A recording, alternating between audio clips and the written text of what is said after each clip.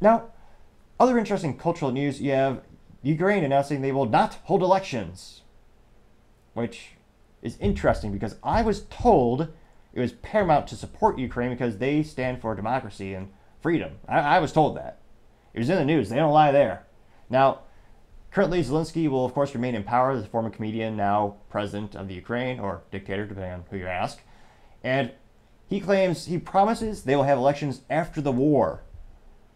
Which, yeah, is exactly what every tyrant in history has said.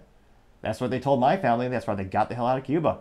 Like, oh yeah, we promise we're going to seize the power. And once things settle down, we'll allow voting and freedom. No.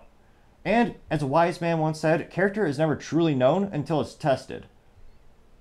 People can talk about hypotheticals all they want, but when the real world or when the rubber hits the ground, so to say, sometimes the results are quite different. In this case, he has the power. He's not going to give it up, and he's not going to allow elections. No.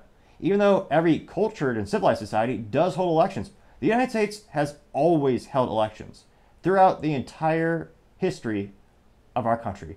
The best country in history, bar none. I'm remiss the United States flag is not behind me. It's in the podcast room, or the interview podcast room, but Blockbuster was American too, headquartered in the best state in the Union, Texas. So, kind of the transitive property. But I can't fathom this going well. Granted, the whole world is behind Ukraine. They're not going to lose any funding over this or any additional assistance or aid. But it is also one of those things where I think people should be concerned because, again, every culture, even no matter what, we always hold elections. Granted, we're also the best. Hard to compare to the best. But it's interesting from a cultural perspective. I'm not seeing too much pushback on this news. You've seen a couple Twitter articles, a couple people tweeting about it, but you're not seeing anyone from CNN, Fox News, MSNBC criticizing this heavily. They're just kind of going with the flow.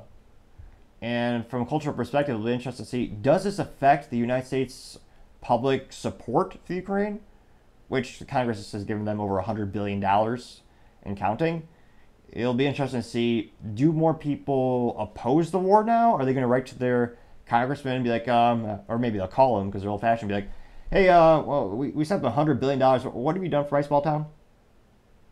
Oh, yeah, they're fighting for democracy. Oh, yeah, yes. You mean the country where they can't vote for their leader? Yes. Oh, that one? Oh, okay. Yeah. All right. Interesting. Now, I apologize for those who missed that pun. Now, back in the day, you used to have phones in which you would speak into them, and there'd actually be a physical, maybe about that big, and you have a part, a little circular thing you talk in, you hear in, and you actually put it up to you. It wasn't just a panel like a cell phone. It was fascinating times for technology.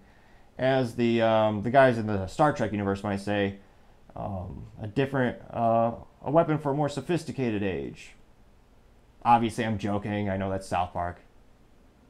Star Wars, calm down. Thank you, everyone, for taking the time to tune in today. We're trying to get to 3,000 subscribers, so every time you subscribe, it really helps the channel out.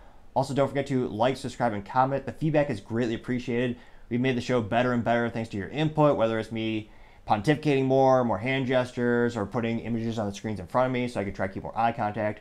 All the feedback really helps me make the channel better and better. Also, don't forget to tell your family, tell your coworkers, tell your friends, heck, tell your enemies, tell anyone and everyone. Just stay safe and fight the good fight.